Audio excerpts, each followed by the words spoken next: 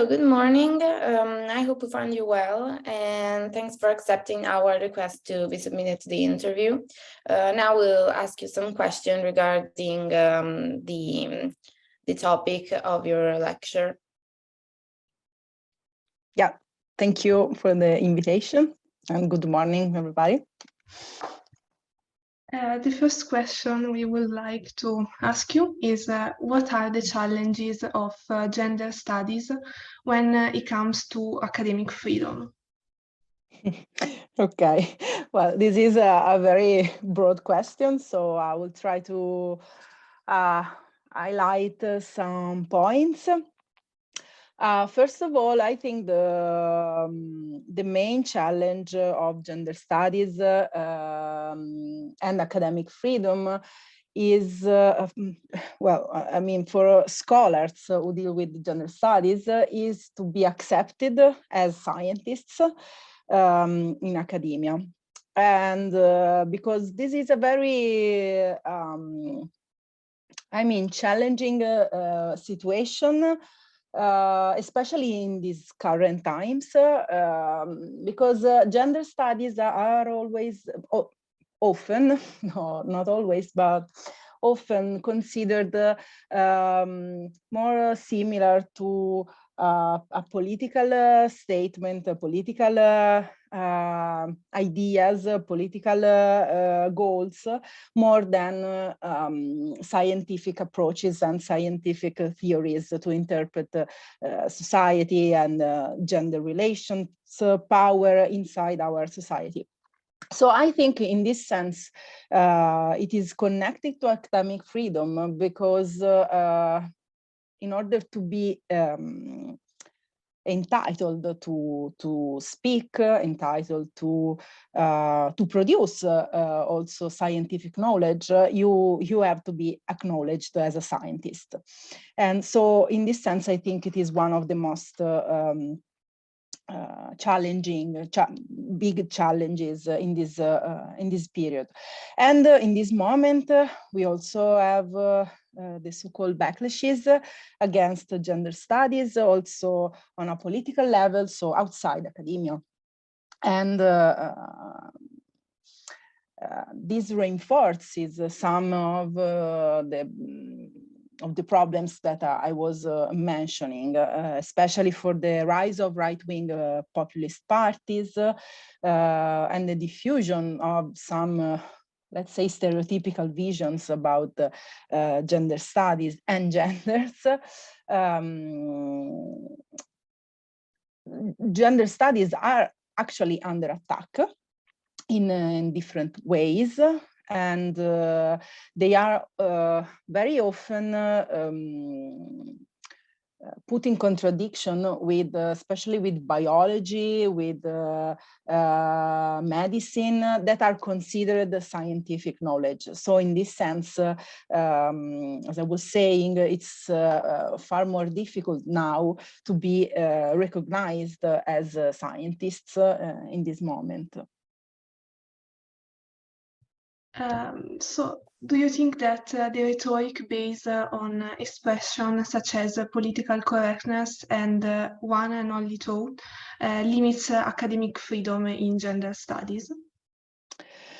Yes, I think they do, because this is a way to delegitimize gender studies, because as I was saying, if you considered this kind of studies and also all the other studies coming from actually from women's studies, and so all the post-colonial studies, queer studies, if you label them as just as ideologies, and as let's say political agendas, of course you cannot recognize their relevance. And in this sense, politically correctness, cancel culture, one and one only thought are these have this objective to point out that gender studies as have a political let's say, yeah, political objective. And this is actually peculiar because there is this idea of contrasting research and politics, which is a kind of illusion, but it is typical of this moment of the so-called also post-truth era. Because there is this kind of separation between politics and science, and I can understand that because, for example, if you think about the COVID vaccines or all the rhetoric against vaccines. I understand that there is this need to come back to some scientific milestones and some scientific results that cannot be discussed. But the case of gender studies is kind of a little bit different, especially because all the social sciences implies some visions, political visions of society and of power relations. So I think that sometimes there are some misunderstanding while we deal with gender studies, and I think what it is important is to mention our positioning when you do research on this topic, and on the other side, naming and recognizing one's own positioning does not mean that this kind of research is not scientific. Well, it's exactly the contrary, because only by recognizing one's own positioning, one can produce a scientific knowledge. But these labels actually have this this purpose to delegitimize gender studies and gender scholars that are considered just some kind of ideologists or people who want to, well, let's say, convince people of their truth, which are not considered scientific. So in our class, we have mentioned cancel culture and anti-gender movements. Do you think it would be possible to promote a dialogue between gender identity campaigners and conservatives in order to promote democracy and academic freedom? This is a very interesting question. I mean, I think we should try. At least try to promote a dialogue, but I mean, in order to promote a dialogue, we have to recognize each other as interlocutors, and we have to be, I mean, respectful of opinions, of both sides' opinions, but that does not mean that we have to justify transphobic, homophobic, racist and sexist issues. And I think that that's the problem in this kind of dialogue, because even if conservatives and right wings feel always depict themselves as victims and as under attack, actually, they are the ones spreading this kind of racist and misogynist and homophobic and transphobic ideas. So, I mean, a dialogue is very, very difficult in this sense, because I think that in this sense, maybe some kind of boundaries to freedom are necessary, because not everything can be said, not everything can be considered acceptable in this moment. I mean, we made a process, no? Societies changed and are changing over time, and so I don't think that this kind of some kind of positions can be considered, I mean, on the same level of scientific knowledge, especially because very often they use apparently scientific arguments, for example, appealing, as I was saying, to biology and to medicine, but biology and medicine themselves recognize that some kind of categories are socially constructed. And so if, I mean, to dialogue, to start a dialogue, we need to have at least a minimum common ground to start from. And that's why I find very difficult to build this kind of dialogue.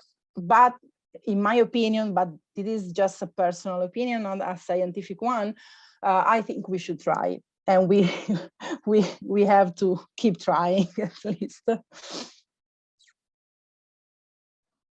So in Europe, especially in countries like Hungary and Italy, the rise of right-wing populism has meant a backlash against gender equality policies and academic gender studies programs. Do you think that this step backward and the politicization of gender issues might work as a boost to implement gender studies and reduce gender inequalities in the future? I hope so. I'm not sure it will. For sure, when there are these stronger contrapositions and these stronger polarizations of political debate, it is true that somehow they help people to mobilize and to, let's say, defend themselves. And so, so yeah, somehow I think it will help it may be a boost to the institutionalization of gender studies too.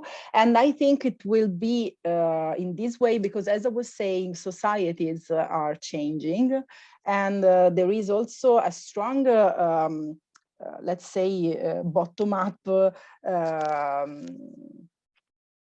support. So I think that this will, I mean, change cannot be stopped.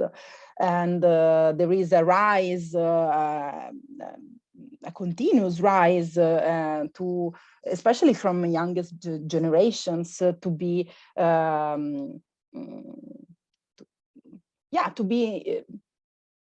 to be heard on one side, and to know more about gender studies, post-colonial studies, and so I think that this change cannot be stopped. Of course, it is challenging. It is sometimes very difficult and stressful and dangerous in some moments.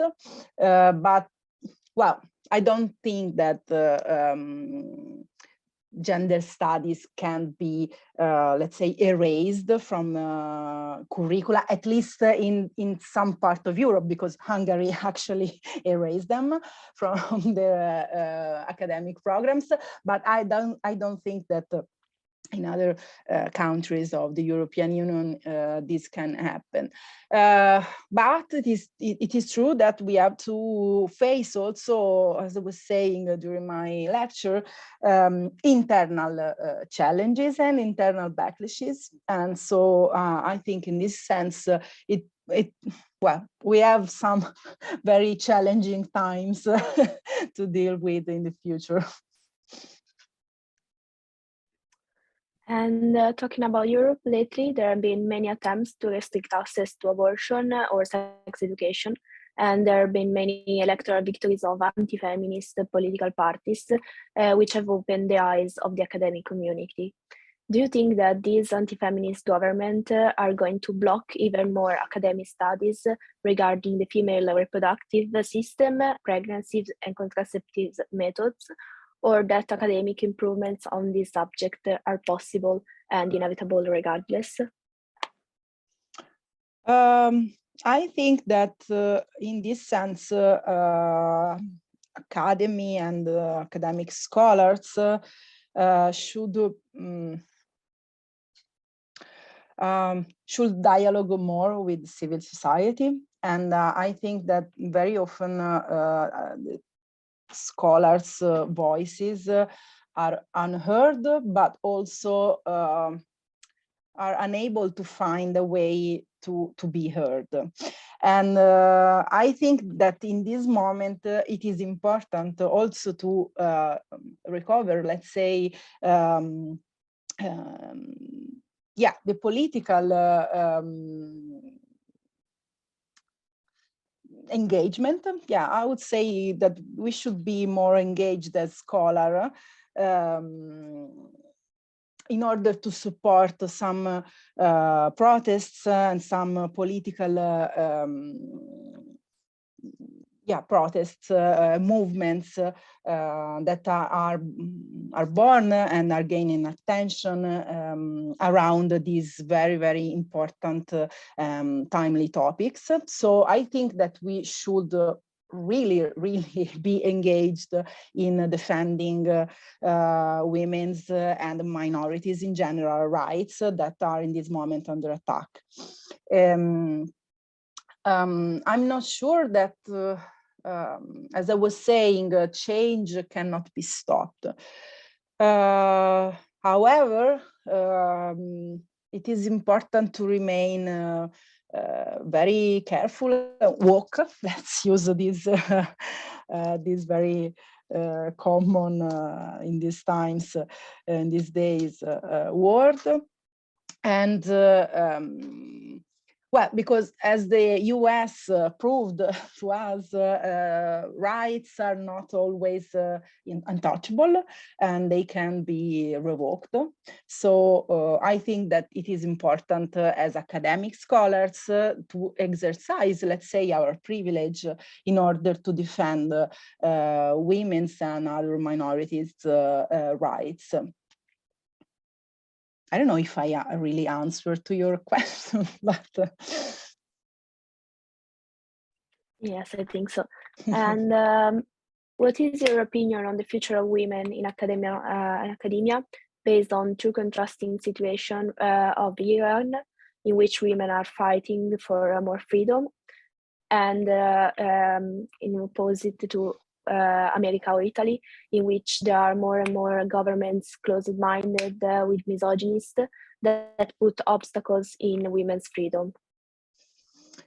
Yeah, well, of course, I'm very impressed about the Iranian women's situation and protests, and I was very gladly surprised by the support they found in also by men. And I think that in this moment in Europe and in Western countries, we are facing, as I was saying before, a backlash against women's and other minorities' stances and requests. So I don't think that in this moment we will obtain the support that men are giving to Iranian women in Iran. I think that we have allies, of course, and it is important to remind that. But I think that as women in academia, in this case, we really have to fight and to keep fighting to find our space and to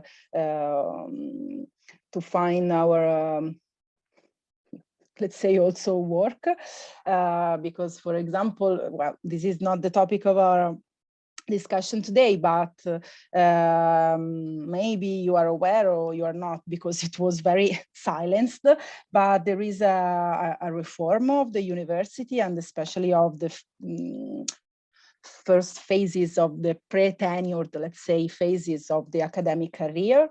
And the gender consequences of this reform, which is the reform of the Gelmini's reform, are not really taken into account. So on one side, universities are implementing gender equality plans or other policies to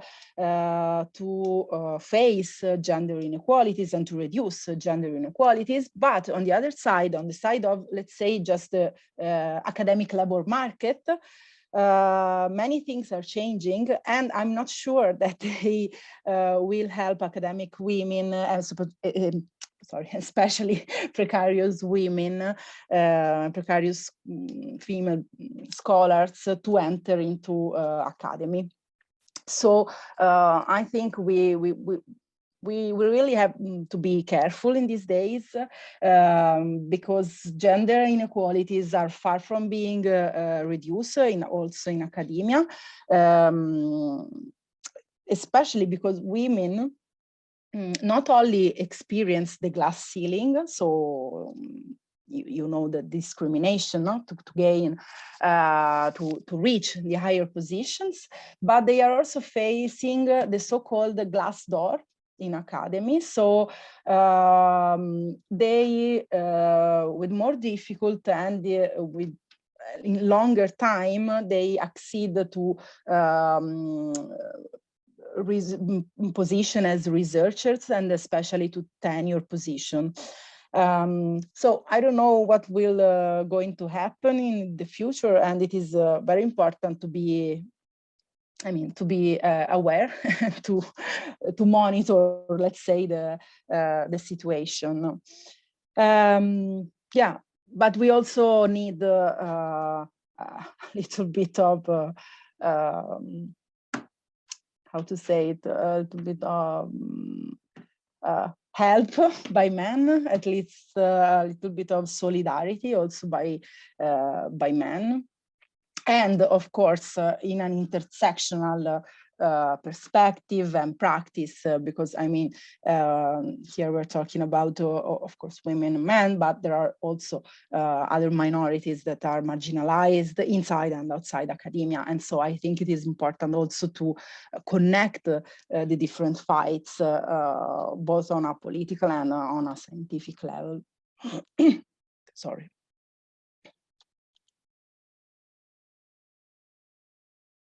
Okay, so lastly, in occasion of the International Women's Day, I don't know if you've heard, but the University of Trento has launched an awareness campaign against those damaging claims based on either gender, ethnicity, sexual orientation, or any other identity factor. It was easy to notice that in most of those comments reported, the main problematic that comes to the eye is the sexualization of women coming from professor or either other authorities who are supposed to be setting a good example for those students. So our question is, what would you suggest to the University of Trento in order to avoid situations like this from happening, both in the present and in the future, and to help eradicate those prejudices? Well, I think that in this sense, there is a very, very strong generational gap. And I have the impression that especially the older, elderly professors are confronting themselves with a change that they are not really able to manage. And that's also why gender studies are often delegitimized, because I mean they highlight some things that were considered normal since a few years ago. And so I have the impression that also the academic environment and the academic staff, the male academic staff, are a little bit unprepared. And so they really do not understand that some words, some practices are no longer acceptable, but they do not really see the problem. I mean, and I think that in this sense, I can imagine that they spent all their entire life, both professional and private life, in, I don't know, using some kind of sexist or also racist, homophobic language. And now they have just discovered that it is not no longer acceptable. And so I think that I don't know if there is a solution, a real solution, or if there are some specific tools to make them understand where the problem is. Because they are in complete denial, let's say. But no, well, I'm joking. But I think that, well, culture is very... Cultural changes are inevitable, but also slow. And so I think we have to promote this campaign. We have to promote, I would say, also some kind of training on gender studies. I think that gender studies should be compulsory also for academic staff and for students, but also for academic staff, because I think that will be very useful also for especially for men, to see and to understand some, especially power inequalities. And so in this sense, I would recommend a gender studies training for all the academic staff. And also how to relate with especially new generations of women, but also of men, which are no longer comfortable, who are no longer comfortable with some kinds of words and practices. So in this sense, I think that academic staff could learn something from students, and so maybe it would be interesting to, I don't know, to try a sort of we cannot talk.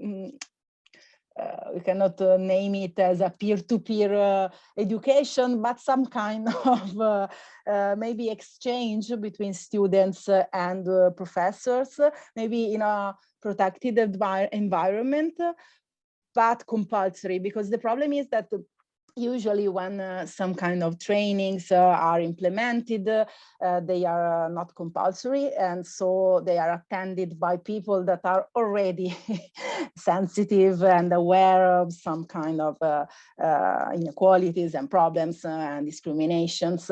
And so in this sense, it should be compulsory for everybody, and especially for those who are a little bit more reluctant, let's say, to face these topics. Okay, so with that, we are done with the questions. We would love to thank you for your time and for the remarkable answer that you gave us. So we'd love to wish you a wonderful day, and thanks again for everything. Thank you very much. Thank you.